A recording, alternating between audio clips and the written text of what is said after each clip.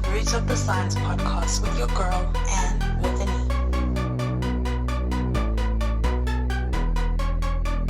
Hello, everyone, and welcome to another episode of the Roots of the Science podcast with your girl, Anne with an E. We are on episode 29. Can you believe it? We're almost reaching the 30 mark. And honestly, being on Buzzsprout and having them as my podcast host has made this whole experience so much easier. And I highly recommend this to anyone who wants to start their podcasting journey. Now, let's get into today's episode. My guest today is Diane Uwacu, originally from Rwanda and now studying in the USA. She is a PhD student in computer science at A&M University. In this episode, we learned that she gained a scholarship to study in the US for her tertiary education. And there, during her undergrad, she met great teachers who were well invested in her success and who noticed that she was good at algorithms. This then led to her pursuing her Ph.D. and currently she is a Ph.D. student specializing in computational biology and machine learning. Her research is in designing motion planning algorithms applied in computational biology and robotics. So she tells us more about this research and also talks us through a typical day in the lab for her. We also touch on some tips and advice that she wished she had received when she came in a foreign country as an international student. So tune in to learn about all of this and so much more. Let's go.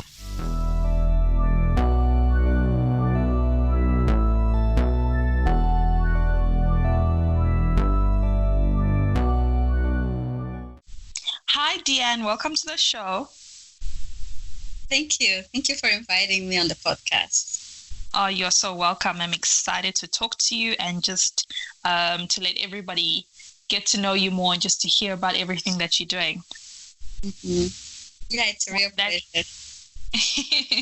Well, in that case, let's get into it. So please tell us a bit about yourself, your age, where you're from, where you're currently based, and what you're currently doing. Yeah, so I'm 27 years old and I'm originally from Rwanda. I'm pursuing a PhD degree in computer science at Texas A&M University. And currently I'm a visiting scholar at the University of Illinois at Urbana-Champaign. Wow. Okay, great. Well, before we get into your science and what you're doing, as you mentioned, you are originally from Rwanda, and Rwanda. So before we get into, you're from Rwanda, and in Africa, the country is becoming, the place to be as sort due to the technological advances and the policies which are being put in place by the government, which is really, really great. So with that being said, for someone like myself who's never been to Rwanda, where's that one place for you in the country that you would recommend for me to visit and why? Yeah, so this is a tough vote. So I will go with my favorite thing that I try to do every time that I get a chance to go home. And it's taking a walk in the evening in Kigali. It's a pretty amazing experience. The weather is always good. The evening breeze is like the actual definition of good vibes. So, wow. Yeah, so my recommendation is to start at the American Embassy around 6 p.m. and walk from there to a bakery called Simba Supermarket. That's in front of the parliament. And so I won't give you the details of like what you see on that walk on the way. It's like there's plenty to see. I won't give you the details because I don't want to spoil anything for you. Yeah, I can tell you that if you do this with friends, it will be like one of the fondest memories in your repertoire. If you do this by yourself, it'll be equivalent to like 1 hour of meditation. So I'll absolutely recommend it. Wow, now I want to go to Rwanda. Like, universe, God, please make it happen. I will let you know once I do that. And this is saved so I can always come back to it. I love it. It sounds so beautiful. Do you miss home? I do very much. So on average, I get to go every 2 years, but like by the time I go, I'm almost dying. Sure. 2 years is a long time. 2 years is a long time. Before we get into further, you mentioned that you don't go home. You only go home twice. I mean, every 2 years. So you left Rwanda to go study in the US at a pretty young age, right? So tell me about your experience as an international student, and also just touch on some of the things that you wish you'd have known to make this transition easier. Wow, yes, this would probably be my favorite question. So the list is long, but to be brief, I'll only talk about the main 4 things that I wish I had known. First, I wish someone had told me about the importance of internships and how to get one as an international student. So, depending on the school that you go to, the career services and at the school might not be equipped to guide international students. And local companies in your community might not be well versed in the paperwork that's involved and all of that. And some people don't like to deal with it. So I wish someone had told me to be bold and apply to bigger companies, international companies and that. The second one is I wish someone had talked to me about the importance of a credit score. So okay. Yeah, so I assume that American students, they probably learn about personal finances in high school. So in college, it's not talked about enough. And a credit score in here is very important because it's a measure of how credit worthy you are, which comes in handy if you are negotiating any type of interest rate. So I wish that I had learned that earlier, because the sooner you start building your score, the better, because history is part of the factors that go into the score calculation. So it's that's just that financial knowledge for America that would have been helpful. The third one, I wish someone had told me about the importance of a driver's license. So I know this might seem trivial now because of services like Lyft and Uber, but I assure you, there's always an advantage to learning a new skill anyway. But it's about safety as well. So I would recommend that you go to a driving school instead of learning from a friend. The lessons, they don't take that much time, they don't take that much money, and it's very crucial to your own safety as an international student living in a country by yourself with no family most of the time. It comes in handy. The last one, which is definitely not the least, is something about the importance of mentors. I was fortunate to come through a structured scholarship program. So several people approached me with some free advice, right?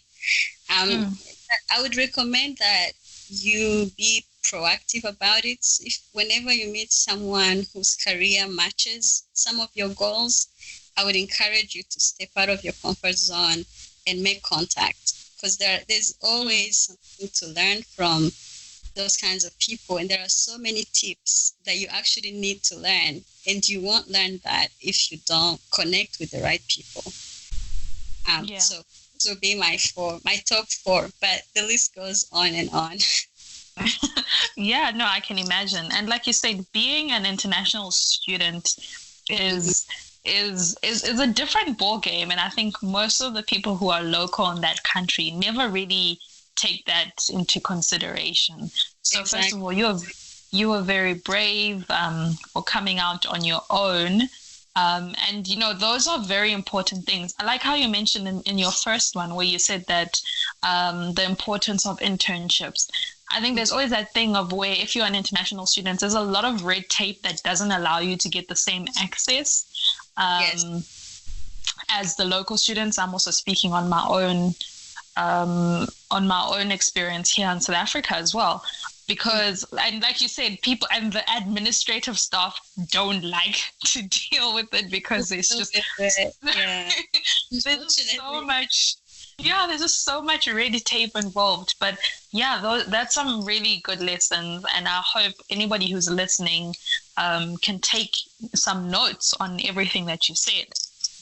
Yeah, definitely. Yeah. So anyway, you mentioned you came to the US on a scholarship, right? But before all of that happened, let us know what actually led you into science. What are some of the influences? You know, did you always know that you wanted to be in this field, or was it something that happened to you? A person who you knew got you in? So, like, what is the root of your science? It is a great question. So I originally wanted to become an archaeologist. And because like growing up, I loved history books and like archaeological TV series. And I believed, I was convinced that I was great at recounting history to my peers. But so the way that the education system is set up back home is that after the first 3 years of high school, a student has to choose a combination of 3 courses to concentrate on for the following 3 years. So as you can imagine, the combination you choose is going to influence the kind of majors that you can pick in college. So it's kind of like early picking of a major. So when I got to that point, I was torn between choosing, math, biology, and chemistry, or history, geography, and math. And like any African parent, with self-respect, my mom, of course, helped me with that decision. Sciences. So that's how I ended up with math, biology, and chemistry. Fortunately, I was good at that, and that's how I was awarded that scholarship that I was talking about to study science or engineering at Oklahoma Christian University. And there I met some incredible teachers who were well invested in my success, and they helped me realize that I was pretty good with algorithms in particular. And so that's why I declared my major to be computer science. I'm very sure that if I had not had been in the kind of classrooms that I was in undergrad, I probably wouldn't have had the confidence to choose a computer science major. So I'm thankful for that part. And then deciding to pursue grad school, it came mainly from the fact that I will have always loved educating others, like I said earlier with the history stuff. So I was fortunate to have enough experience with research when I was still in college through like summer internships. And so I had enough experience that I was able to decide to go to grad school like right after. Yeah. Okay. That's very interesting. I just want to touch on something in the beginnings of your career. You said that you wanted to be an archaeologist, and do you think there's something a little bit at fault, if I can say, with the education system where it forces a very rigid approach? Like you said, that you wanted to be an archaeologist, but you had to pick between that or the sciences, that there's no like wiggle room where you can kind of be in both.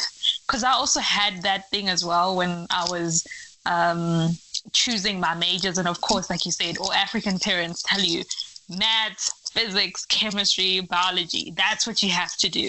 But I also had a deep love for history. So, it's quite, do you think that there's something a little bit at fault with that kind of system that really forces you to pick in a very square box about who you can be and what you can be for the future? That's a good question. I'm not sure. On one hand, I think the good thing about science is that you can apply it to different applications. So in a sense, it's like science itself, science itself is not that limiting. And that's part of the argument that my mom made with me when she was convincing me. She was like, well, if it's really your passion, let's go into the sciences, because that opens more doors, because then later on you can apply it to whatever you want to apply it to. But I do agree with the point that you're making, that we kind of get to make those choices very early on. And, you're 14, 15, and already you are making that decision of that's going to potentially decide what you're going to whole go entire life. Later, later in college and in your career. So I see that part. But thankfully for sciences, if you are the kind of student who's good with science and you go that route, then there is some hope that you can catch yourself later on in life. But I don't know. It's a complicated question to. That one is a little bit of a spanner in the works, and I think there's no wrong or right answer in that. Everybody's got a valid point for and against it. But just back to you, since you took your parents' advice, and here you are, you got the scholarship. Like you said, that you had wonderful teachers who invested in your potential. So for undergrad, you went into computer science, right? Yes. And then postgrad, what did you do for postgrad in terms of your master's before you got into your PhD? So I actually went directly to my PhD. Okay, explain that to me. How did that happen? So when you apply, you can make a choice here. If from undergrad, that you want a PhD eventually, like that you are joining for the purpose of doing research, you can directly apply to the PhD program. And so what they do is that your first 2 years are going to be heavy with classes, but you're going to do a little bit of research just to get started. But you're going to focus on classes, and then continue with the research. Eventually, it takes around the same amount of time as someone who goes into the master's program. It's mainly taking classes and then applying to PhD later on. So if you look at the two options, maybe you gain a year by going directly to the PhD in some cases. With going directly into the PhD, did you need to be of like you had to achieve a certain mark, or can anybody just apply to go straight into that that stream? Oh, that's a good point. So the application to the PhD program is tougher. It's more selective, because you need to prove that you have an interest in a specific research area, that you know enough to really be interested. So you need to show that maybe you've done some research before, you have some experience, or that you've been reading about that area before. So you need to prove that you are really interested. And then they're a little bit more picky on the quality, because they want to select the kind of person that they believe is going to succeed through the program. And they know that they're selecting you from undergrad. So it's a little bit more selective than a master's program. And typically, the PhD, it's rare to pay for your PhD. So if they are selecting you, they are pretty much, paying for your education. So it's then a little bit more picky with that. No, but it's impressive. It's impressive, and congratulations for getting through the selection process. So currently you are a PhD student at Texas A&M, and you're specializing in computational biology and machine learning algorithms. So your research work is designing motion planning algorithms applied in computational biology and robotics. Specifically, you work with topology-guided methods to predict the accessibility of complex environments. So, can you just explain to us in simplified terms what your research is doing and why is it so important? Great. Yeah. I commend you for reading all those. Yeah, I was really trying. Yeah, good job. You did a great job. Thank you. Okay, so let me try to explain in layman terms, and you can tell me if it makes more sense or how I do. So motion planning, plainly defined, is an algorithm that gives you a valid path for a movable object to move from a start position to a goal position.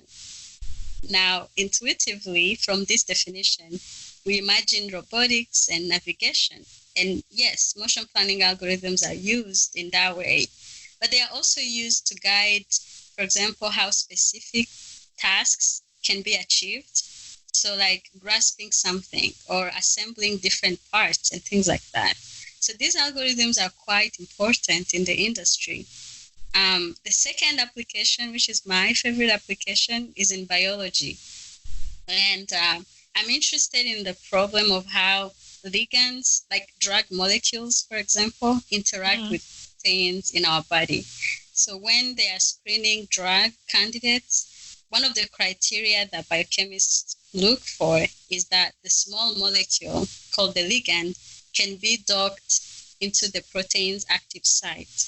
And this is what in high school we learned was analogous to a lock and key situation. So basically, loosely means that for an interaction to happen, the shape of the ligand has to match the shape of the protein.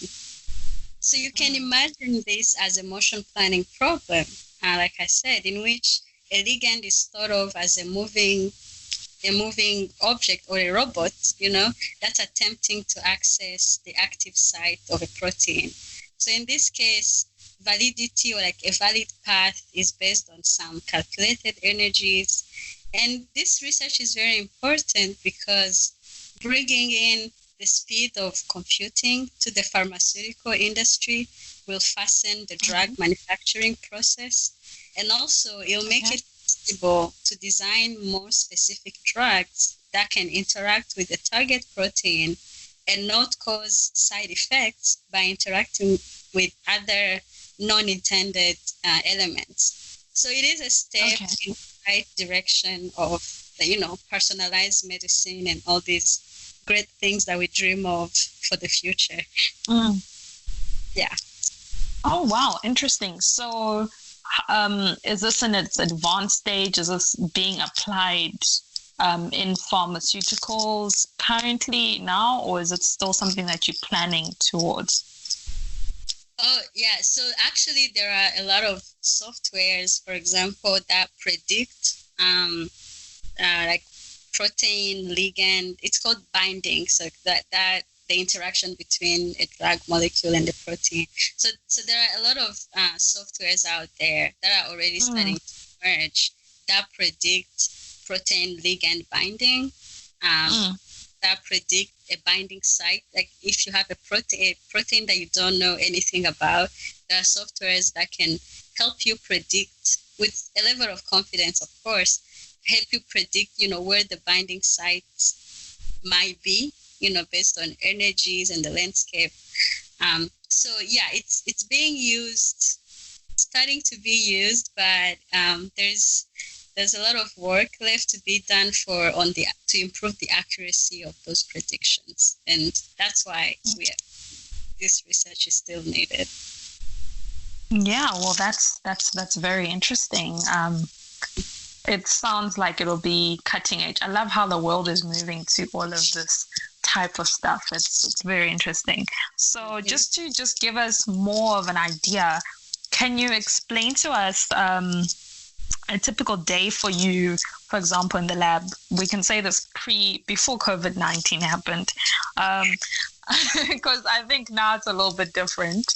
So, what would a typical day look like, and what was the best part for you? Oh wow. So a typical day. So I get to the lab between 9 and 10 a.m. And I chat with my lab mates for a while before diving into work. So in the morning, I usually do something that requires a concentrated mind. So as much as possible, I try to take my lunch outside the building to get some fresh air. And then in the afternoon, I usually work on something that doesn't require too much concentration. So like I debug some code or I run experiments for testing. And then also, so my advisor is involved in an administrative role. So she's usually available after working hours, which is usually after around 5. So we have a group meeting, which consists of someone in the lab, one of the lab mates presents their research update, or they share a paper from outside that's related to the work that we are doing in the lab. So we share ideas with the student, we discuss the next steps, and then I get home between 6 and 7. If I were to pick a favorite part of my day, it would actually have to be the time in the morning before I get to the lab. And so I usually wake up around 6 and I spend the first hour of the day just taking it easy. I listen to my favorite song. These days it's Here Comes the Sun, but that my favorite song changes depending. So sometimes I exercise, sometimes I make a phone call, I just write something in my journal. Like whatever comes to mind, I try to not structure that first hour. And I like it like that to kind of give myself that sense of not waking up feeling busy already. So I really cherish my first hour in the morning. So it's just like a time for yourself and just before you get into the real world of everything that you do. So, being in the field of science, there's immense reward, like in conceiving an idea and seeing it to fruition, and then watching the research community embrace it and appreciate everything that you've done. However, this is very rare. It's very rare that you have this beautiful picture. The everyday life of research, like you said, is often marred with self-doubt, writer's block, for writing all these journals, for the journals and for the publications, and rejections, if you're applying for something. So, what are some of your coping mechanisms for those days which happen to most of us more often than not? Yes. Oh, man. So first, I would like to say that I'm still growing in this area. So my answer might actually change if you ask me again a few months from now. But so when I get a paper or any other kind of application rejected, I allow myself to be sad and just take it in. And I then plan for a celebratory dinner that day. I take myself out, or I cook a nice meal for myself. I get a glass of wine, take a shower, and I just try to celebrate the parts that are true about what's happening. Like, for example, the hard work that I put in, the recommendations that I got, the courage that it took me to submit in the first place. So I try to, focus on the positive things about that. And then the next day, I take a serious look at the critics and I make a plan for where to go from there. I like this so far. It's been working for me because I actually am not as defensive when I read the reviewers' comments the following day, because I think mentally I've already giving myself that pat on the back, like, hey, you did great. It did not work out, but you did great. So then the following day, when I'm reading the critics, I respond to them better than I used to. Wow. So for the boredom of the routine, I think it has gotten better the more social I've become within the department and with my lab mates. So when I'm at the stage where there isn't much happening in my personal project, I'm just, for example, in the middle of implementing something. I don't have any experiments. I don't have any, nothing interesting is happening. I get to chat about someone else's projects, or for example, mentoring undergrad students who are interested in research, and they sometimes come to the lab, to get a sense of what research feels like. So being a mentor to undergrad students is an activity that keeps things lively in the lab, and you get to answer questions and also feel good seeing someone learning. But mostly, I would say all of these things are just, the coping mechanism, like the things that I do. But I think at the base is my faith. I would say the main foundation for surviving in the program, because I know that there must be some, higher purpose for me being here. So when I feel weak or deep down, I know deep down that it's just an episode, but there's a bigger show. And, I try to focus on that whatever is going on, it's just temporary, but there is a bigger purpose. And I think that's why I try to find all these small things that I can technically do to lift myself up again. Yeah. No, I love that. It's really good to have a way to cope with these hard times. Because like you said, they will come. They will come. And sometimes you have to realize that, it's a journey. It's part of the journey. It's how you learn. It's how you grow. It's how you get better. So I love it that you've got all these different things that you're coping, especially like what you said, where you give yourself a celebratory dinner. I love that idea. Yeah, it has worked wonders for me. Yeah, and like you're saying, failure is necessary for growth, and so the more you go through rejections, the more you learn to respond better on them. So yeah, there is that too. I just try to send a word of encouragement to whoever might be listening, and they just probably got their first rejection, and it really feels hard. It's hard to take in, and you can take it personally, but it does get better the more you get used to it, and things will be accepted too. So yeah. The highs will also come.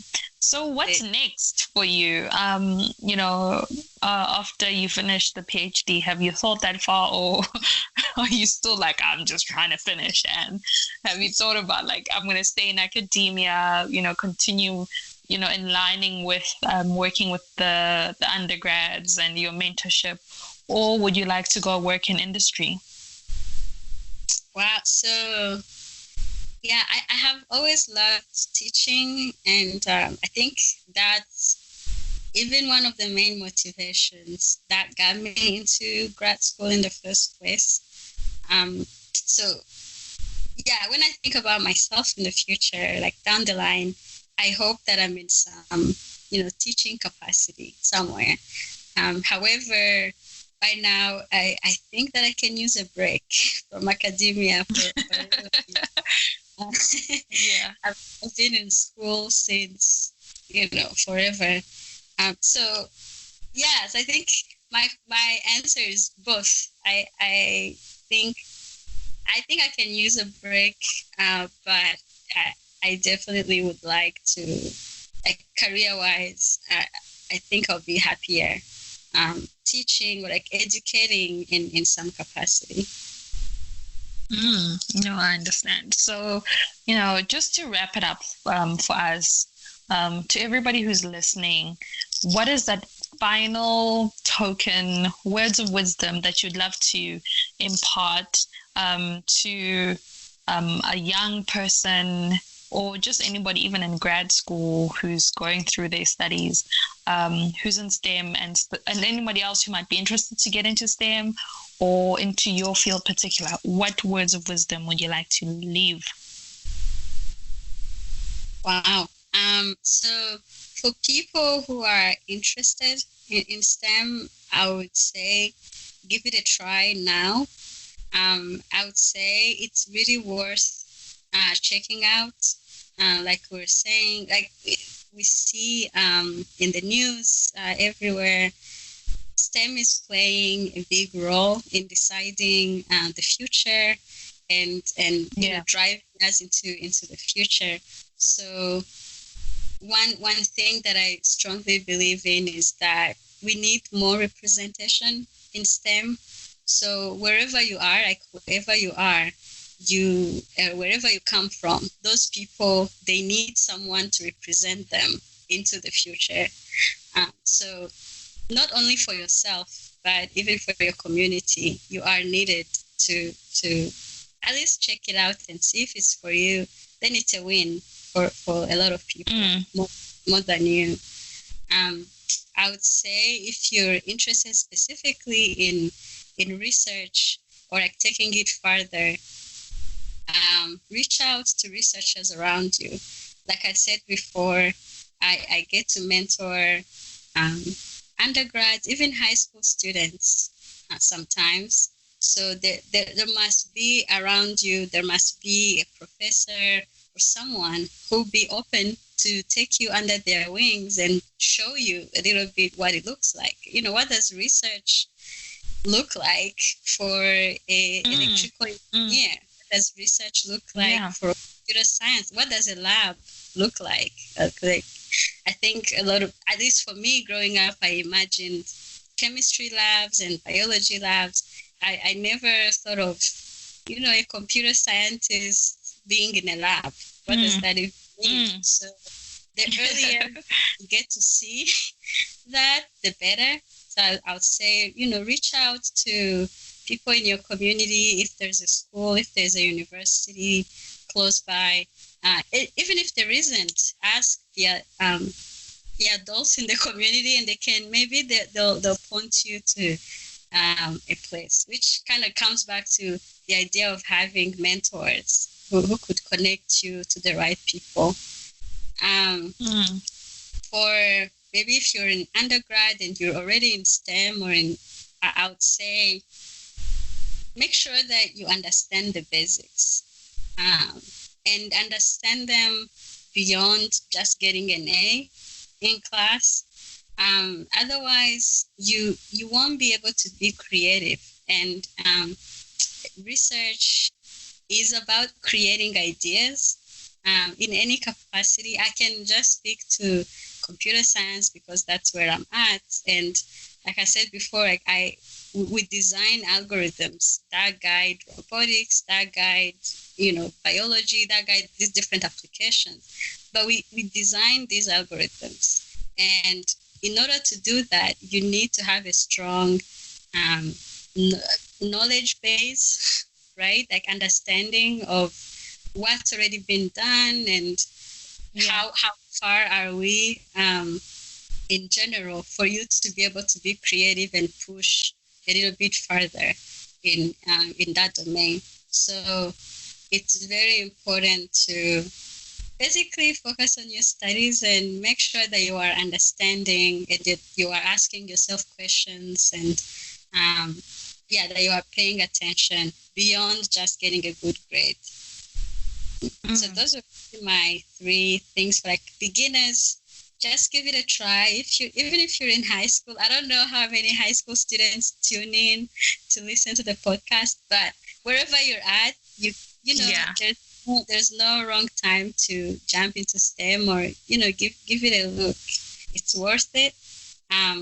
If you're interested in research, reach out to the researchers. It's always exciting, at least I can speak for my lab. It's always exciting when a young student or a young person wants to try. Learn more. Learn more. We always and want to mentor. And I think also, like you said about coming into STEM, we love getting people into STEM. So come into STEM. I get it. I get so excited. But it's been lovely chatting with you. Thank you so much for just letting us just get in to know you better, for us to know more about your research, and for you to just imparting some of these words of wisdom. It was really well appreciated. Thank you so much. Thank you. It was a pleasure to be here. I really love this podcast. I think you're doing God's work. for Thank you. Yeah, it's very needed. So I'm very honored to be here. Yeah. No, it's been lovely having you. Thank you so much for the kind words. And to everybody else who's listening, thank you so much for tuning in to another episode of the Root of the Science podcast with your girl and with an E. Until next time, bye.